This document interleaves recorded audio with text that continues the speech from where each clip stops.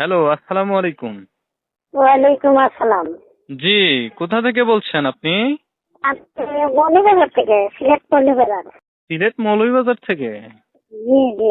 আচ্ছা আচ্ছা। বোন তো মিডিয়াতে আসলেন কিসের জন্য? আমি তো সহায় মানুষ, আমার মাও নাই বাবা নাই, আচ্ছা আচ্ছা। আমি একটু কষ্টে আছি। মানে ও, আমার বয়স হইল 16। আপনার বয়স 16 বছর? জি জি জি।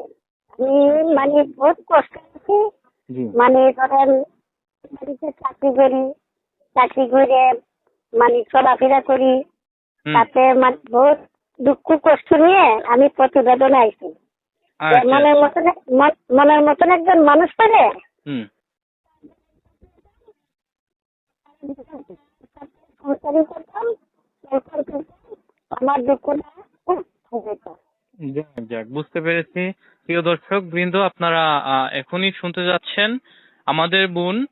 আপনার নামটি কি? আমার নাম প্রিয়া আক্তার। আমাদের বোন প্রিয়া আক্তার, উনার জীবনের গল্প শুনতে যাচ্ছেন, ঠিক আছে? আর উনার সাথে যদি কেউ কথা বলতে চান, আমি স্ক্রিনে একটা নাম্বার দিয়ে দিব। সেই নাম্বারে আপনারা সরাসরি যোগাযোগ করবেন, মানে ওনাকে কল দিয়ে কথা বলবেন ওনার সাথে, ঠিক আছে? বোন, আপনি কি আর কিছু বলতে চান মিডিয়াতে আপনার বিষয়ে? জি ভাই, আমি একটু বলতে চাই যে মানে যে আমি অসহায় গরিব মানুষ, যদি আমি একজন জীবন সাথী পাই জি তা জি। আমার আর কোনো দুঃখ নাই। আচ্ছা আমি আচ্ছা। শুধু একটা ডাল ভাত খেতে পারলে চলে। যাক বোন যাক, আমি প্রিয় দর্শক বৃন্দ, আপনারা শুনেছেন তো না, উনি একজন সৎবান পুরুষ চান, ঠিক আছে, যাতে ওনার দায়িত্ব নিতে পারে, ঠিক আছে? আপনারা যদি কেউ থেকে থাকেন তাহলে ওনাকে সরাসরি কল দিবেন। আজকে এখানেই শেষ করছি। আসসালামু আলাইকুম। জি।